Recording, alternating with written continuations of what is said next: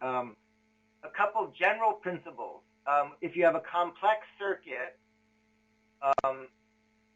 all the currents going into a node add up to 0, and all the voltages around a loop add up to 0 are a couple of basic circuit principles. A really important one to know is power is square of current times voltage times resistance, or current times voltage.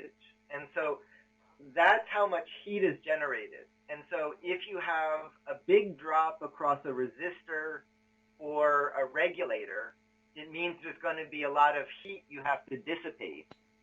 And so we try to avoid voltage drops to minimize the need for heat sinking and dissipation.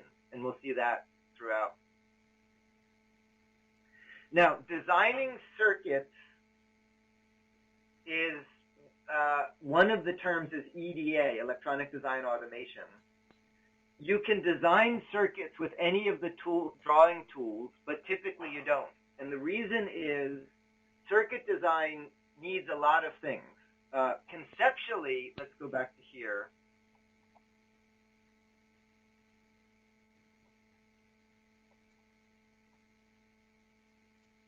Here's the Hello World Echo Board part. Here's the components. And so once again, looking at it, this is the microcontroller. This is a resistor that does pull up for reset. This is a filter capacitor, crystal to tell time, a programming header, and a communication header. So those are the parts on it, and this is how they're connected. When you make that, that's what it looks like. And then here's the traces to cut it out. So conceptually, to fabricate this board, you just need to make this picture. And so you could do it with a paint program. However, we come back here. One of the things is you want a hierarchical drawing, because each time you place a part, you don't want to have to redraw the package. The pattern of pads you want to define once and have it appear every time you use it. Likewise, you might want to pick a wire thickness, and you don't want to have to go in and change every wire.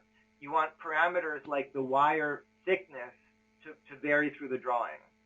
So you need a hierarchical and parametric tool. Now, a lot of the work goes into the footprint. So again, going back to this example, if you look at, I'll leave this up. Here's our microcontroller, and then here's the footprint. This part is the footprint of the package. Those are the paths you need to be able to solder it. So every package has a footprint. And so a lot of work goes into making these footprints. And so whatever design tool you need, you'll need a library of footprints. In addition, there's design rules. And so if we're going to mill this, the pads need to have room for the tool to get between them. If you use a finer tool, you can put the pads closer. If you etch it, you can put them closer. But there's design rules on the admissible spacing.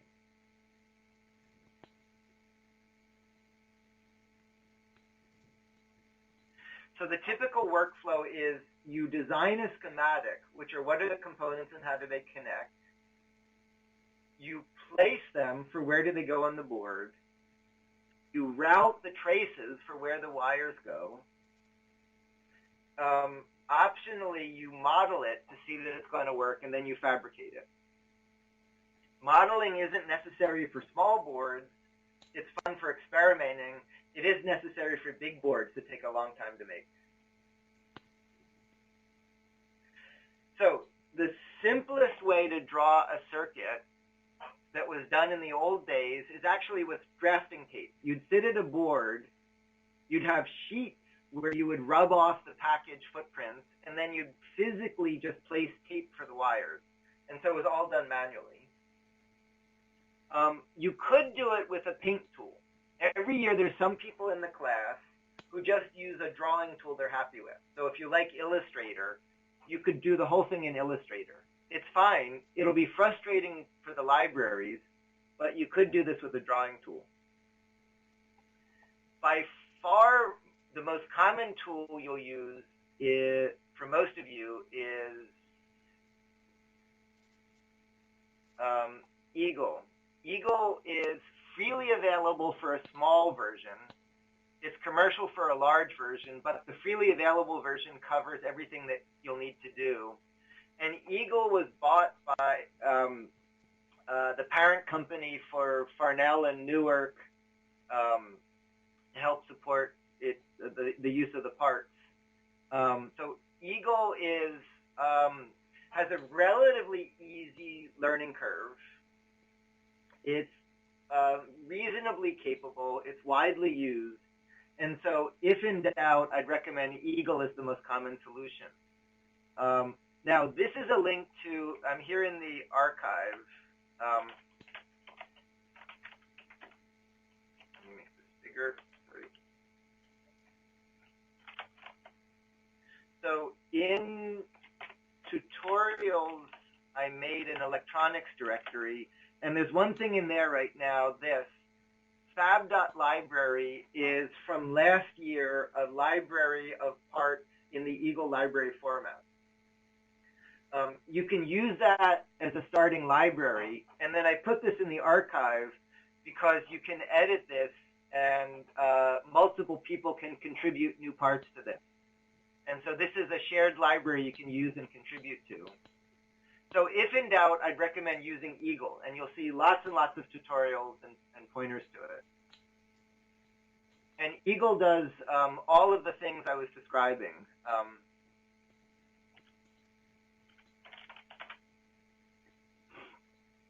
Eagle has a schematic mode for drawing schematics.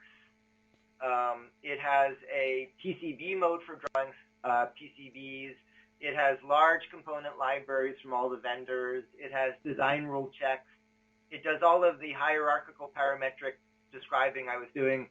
And one other nice feature of Eagle is everything you do by clicking and dragging corresponds to an equivalent command. So it's very easy to script, and it's very easy to use text commands with it. Okay, that's Eagle. Then KiCad is a freely available cross-platform open source design tool that has a bit more of a learning curve, but more advanced than Eagle. So there are a number of research labs that use this. It's an interesting option for doing quite complex designs. Bas?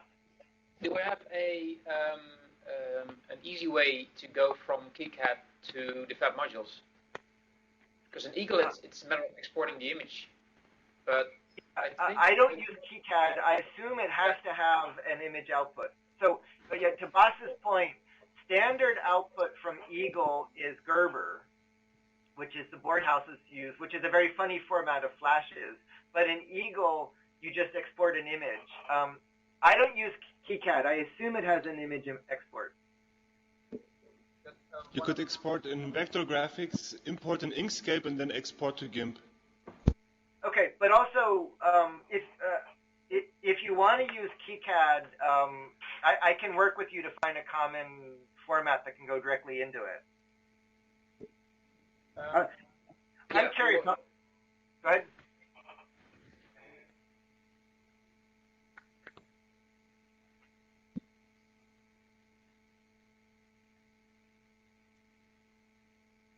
Well, there is a, sorry, in fact, to that point, there is a module, one of the Fab modules reads Gerber.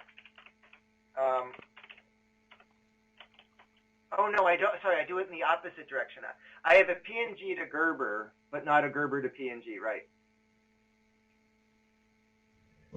Yeah, and I was missing that, so we have one here. I can share it online if anyone wants to use it, because I use KiCad mostly. Good. Yeah, oh, good to know. Send a link to what you use. If people are using KiCad, I'll look at easy ways to do that interface. Okay, I will. Okay, good. Yeah, and then, I want to add one thing about board houses accepting Gerber. Yeah. There's the board house in Europe, Euro circuits, and they accept Eagle files directly. You can just send them the Eagle board file, and I think that's happening more and more now. Yeah, Eagle is so common. That's right. A number of board houses do that. Then there's a GEDA project that's another quite powerful, freely available cross-platform tool. Again, I don't use this one, but this is another option for freely available cross-platform that, again, can go beyond the limits of Eagle. You're unlikely to hit those limits, but go beyond it. So those are two good options. OrCAD and Altium are standard commercial solutions that can do a lot, that are still more capable. For example, Altium, one of its strengths is full behavioral simulation and 3D CAD. So as you build it, you can do a kind of a modeling from Eagle, but it's not easy. These more advanced tools do full three-dimensional modeling of what you're fabricating. It's kind of hard to do. You can do it from Eagle, but it's non-trivial. Then Cadence, Synopsys, and Mentor are the high-end tools you use to design ICs, and an installation of them can cost $100,000. Tanner is a nice few thousand rather than $100,000 tool. And then Magic is a freely available VLSI tool. It's part of a project that includes Xcircuit as the design tool. But if you actually wanted to go beyond PCBs and start doing your own VLSI, Magic is often used in research projects. I noticed for the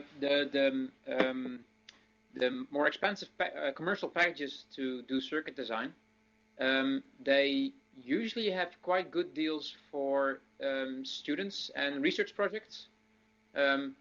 Of course, their whole thing is to make sure you get used to it, and then when you go to work at another place, then you get to pay the full price. But just to try things could be interesting to could be interesting for people. Yeah, all of these do drugs in the schoolyard. They have very low cost ways to use it for education, but that's exactly right. You get hooked, and then you pay large amounts of money. I'm going to use that. I'm going to use that term later on as well. Thanks. Okay, then modeling. For little circuits, it can be so fast to make them, you make them rather than modeling them. Modeling can be useful when you're learning to try ideas out, and you need to model when you do big stuff.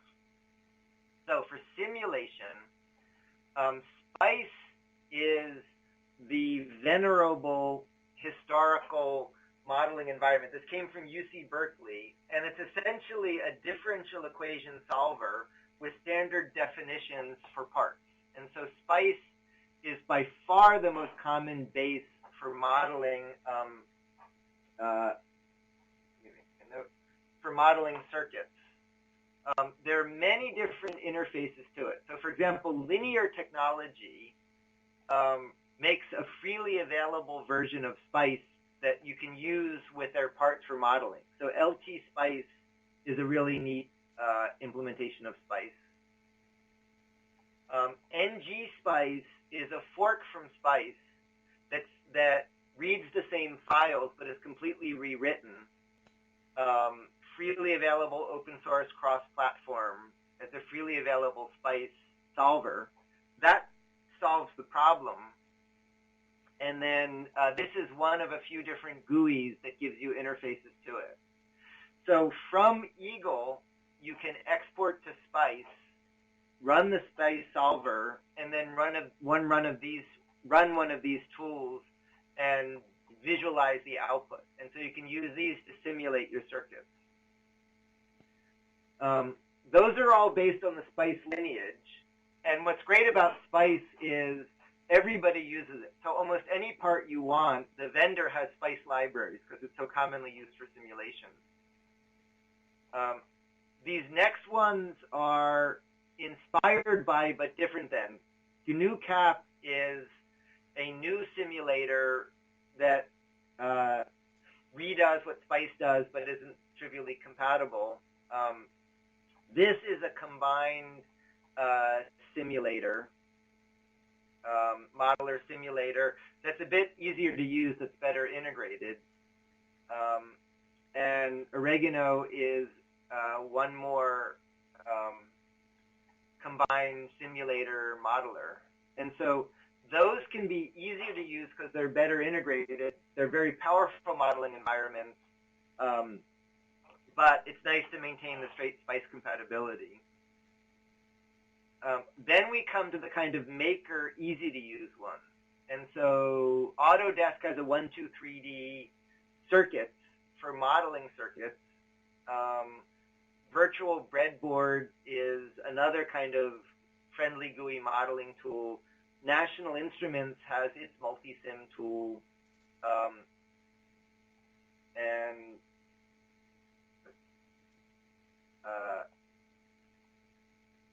This one, Fritzing, is yet another one. All of these are designed, instead of physical breadboards, to give you virtual breadboards where it's easy to move parts around and in some way then go from the modeling to the fabrication.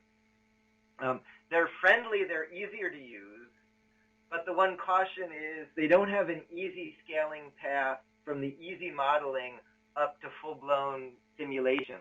And so I would steer you to starting with one of the tools that's based on the more powerful modeling environment that let you start with easy modeling but go up to advanced circuit simulation. Okay? But those are all options to simulate what you made. Then, go ahead. I said that last year we had Liron Brimer that she used PHDL to make her board. Yeah, did you say DHDL? PHDL, yes. And she did quite a good tutorial how to do that as well. Yeah, okay, so can you send a link to that? Yes, I can. Yeah. And that's a good lead into when you design a billion transistor integrated circuit, you don't use a mouse, roughly. You don't draw a billion transistors, it's too complex. VHDL and Verilog are different flavors of hardware description languages. And so when you do very complex circuits, you don't do it by drawing, you do it by programming. You use a hardware description language to describe the behavior of it, and then it goes into a workflow that makes it. And so the examples I'm going to give you, I do in a way I don't expect anybody else to do, which is within the Fab modules. Let's see, let me go to the right place.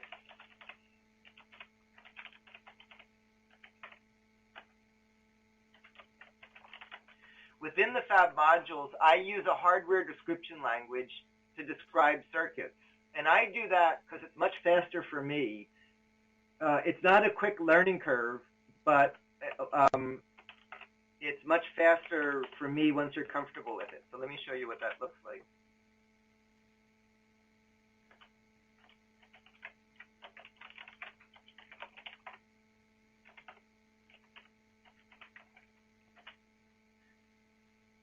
So this is a .fab description.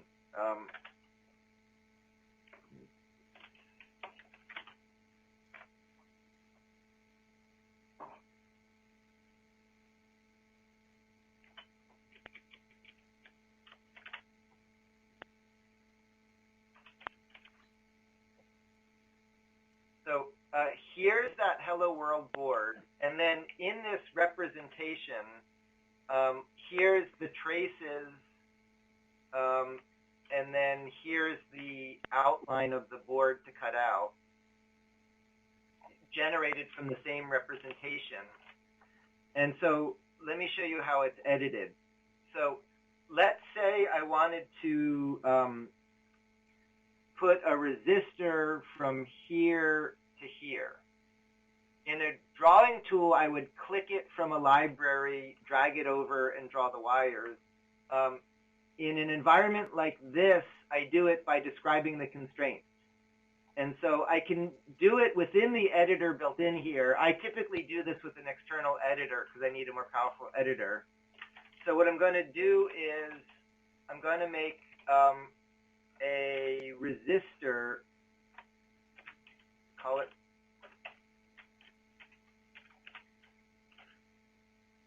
resistor 2. It's going to be a resistor. Then here's where this is so different as an approach. What I'm going to say is I want this to be at the position of the crystal, and I want it to be IC1 dot pad 7 dot y and angle equals 90. So here's the resistor. I didn't drag it. What I did is I described where I want it to be on the board. And in so doing, I set up a relationship between parts, which I'll show you in a second. Now I'm going to run a wire. So I'm going to go from jack 1, pad 6, R2 dot pad 1.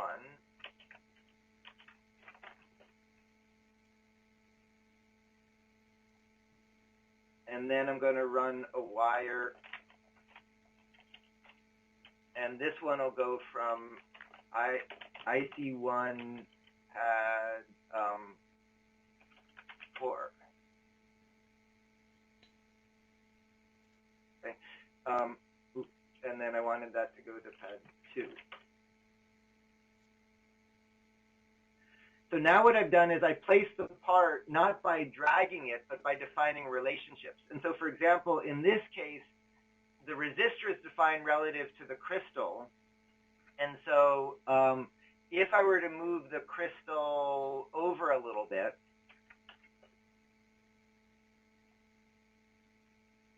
so I just moved the crystal over, and now I've defined a relationship between the resistor and the crystal, and it goes within it. And so I designed the circuit by defining relationships in parts, and I can build like hierarchical mixes of modules and things like that. And so rather than clicking and driving, I sort of enumerate the steps by which I think about the design. I don't sketch it this way. I start with a piece of paper and kind of rough it out, and then I use this to fill it in. But it's a hardware description language rather than a graphical tool. So I'm going to give you my circuits that way. Neil, sorry, it's James in Manchester. Can I ask a quick question? What tool did you use to visualize your actual CAD in? We didn't see what you actually typed to get the visualization of your CAD file. Right. So what I was doing there, so in the Fab Modules, there's PNGs for 2D or 2.5D height maps, GIFs for volume structures, STL for meshes, SVG for vectors, and then .CAD is an extension of Python. It's a numerical Python, and then math is math expressions, and then these are all the outputs. And so you can go from CAD to RML, say, to Millet, or G-codes, or EPI. I was just using make CAD PNG. That goes from just a CAD to a PNG. Okay, thanks, Neil. It's just that I was just looking while you were talking in Fab Modules, and I didn't actually have that option in the actual. If I run Fab, I don't get that combination of outputs. That's all. Yeah, no, that was I made a bug a few weeks ago just in the chooser. Right. I fixed this last night. I fixed there was just a bug in the chooser.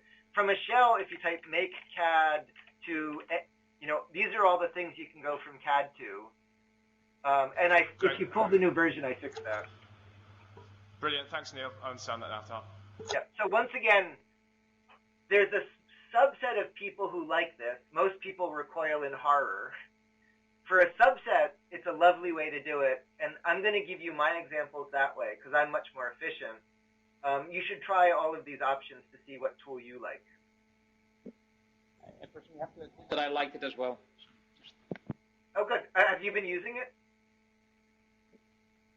Yes, I've been using it a bit more off than on lately, but I have been using it. Yeah. Okay, good. It's an acquired taste. It typically comes after after lots of boards, you eventually get tired of all the clicking and dragging. Yeah. Yeah, but sometimes at one point I would. I'm still a little bit in between. Because I like the help that things like Eagle are giving me for a more complex board. Right now, but here's the roadmap for the future. In fact, let me send a note.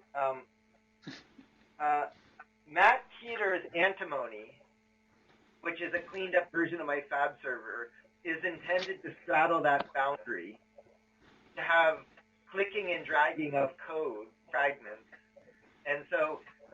A few steps out, I would eventually imagine .cad would be swallowed by Antimony, so you don't have to pick between the two.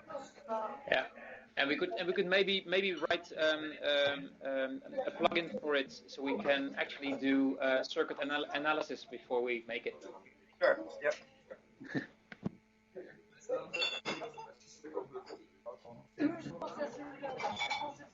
Is this a comment or just failure to mute?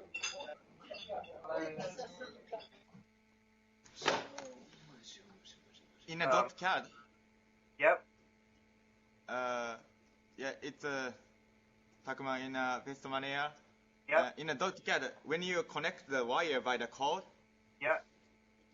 The Fab module generate the trace wire avoid other component automatically. No. It's a very crude. It's just there's a simple detail, which is when you connect 2 points. The way I implemented it, it goes horizontally first, then vertically. It's not doing anything advanced. It just does horizontal moves before vertical moves.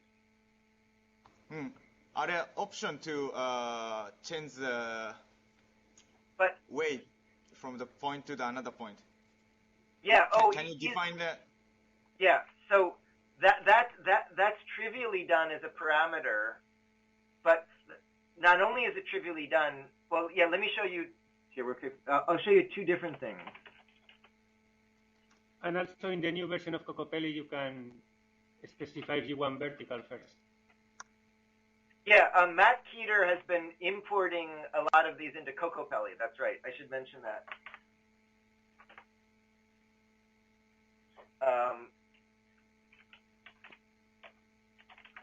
So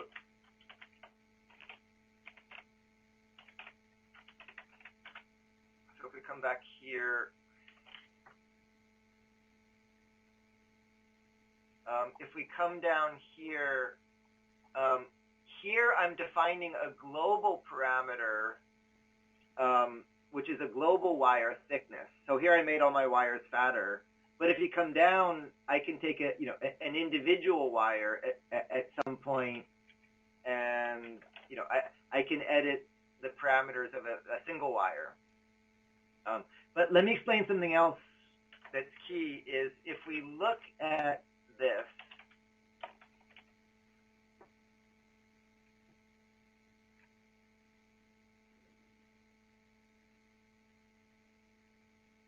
Sorry, I'm waiting for this to refresh.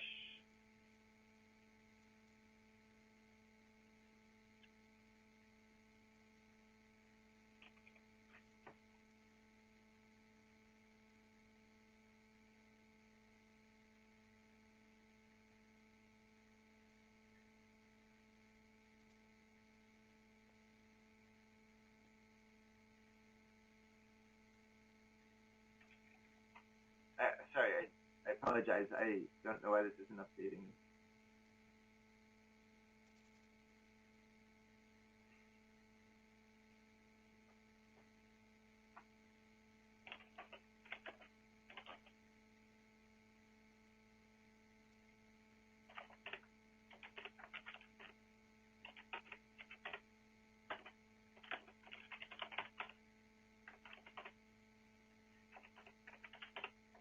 In the .cad I'm showing you, there's no state in the solver.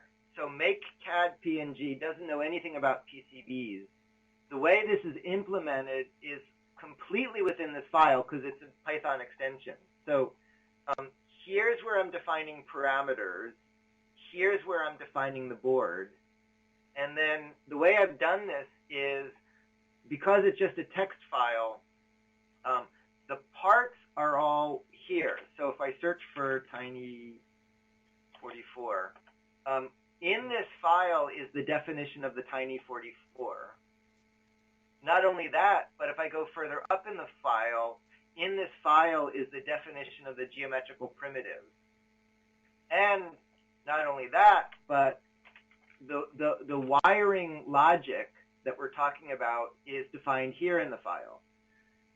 So the .cad PCB isn't a function of the Fab modules. It's solely a function of just a design file that has a lot of complexity in it. And I found that's nice because rather than your design separately needing the external library, I just pull things into the file, so the file in effect contains its own library. And so it's very easy to extend this and add new kinds of design capabilities because they're properties of the design file, not the design tool.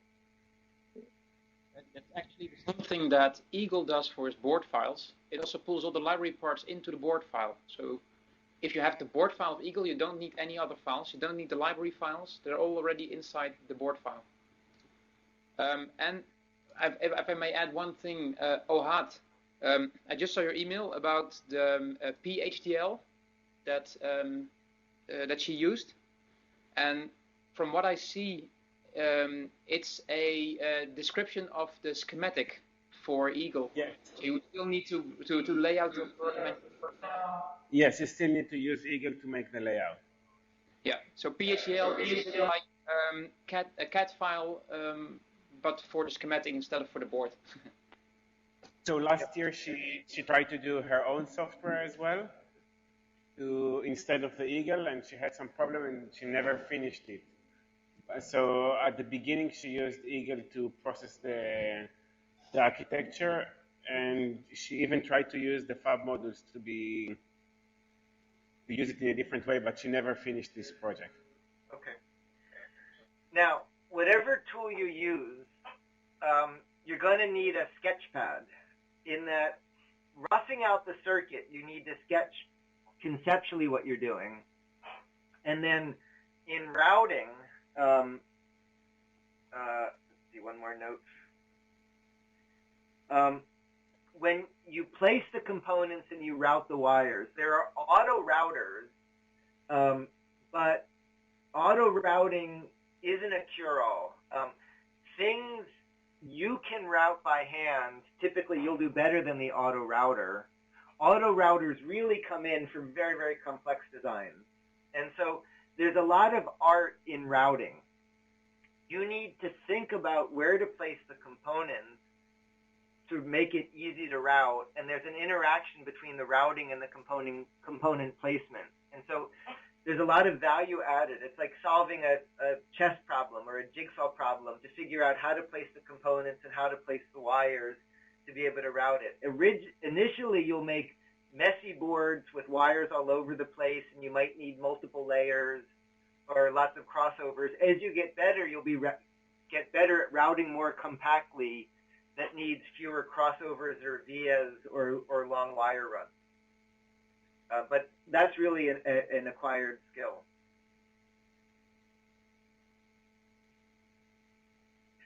So what I'd like you to do is try as many of these as you can again to build experience. Then again, if we come back to here, if you take this board, don't take my design file, just take the resulting design.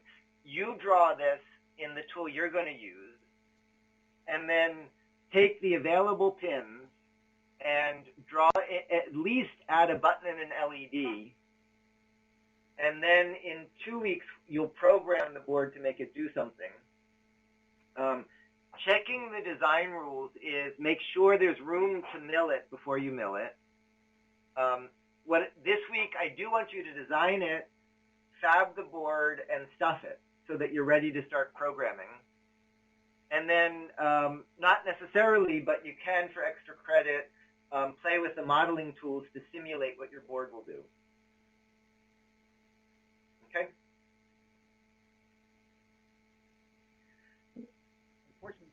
I think there's no simulation tool that will give you the answer. It will go up in flames, I think.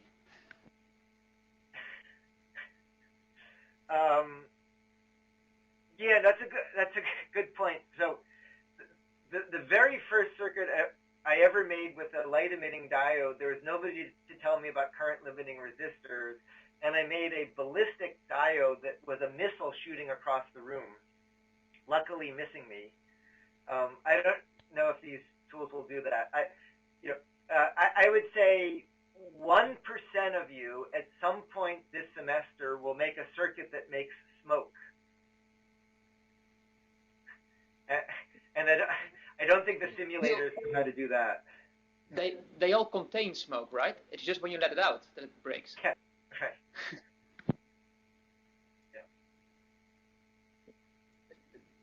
Shooting diode story. I mean, that was probably a glass tube diode that you were talking about. No, it was a big old-fashioned epoxy, diode. But I had a hefty power supply that had lots of current, and it just, the diode exploded. Yeah, cool.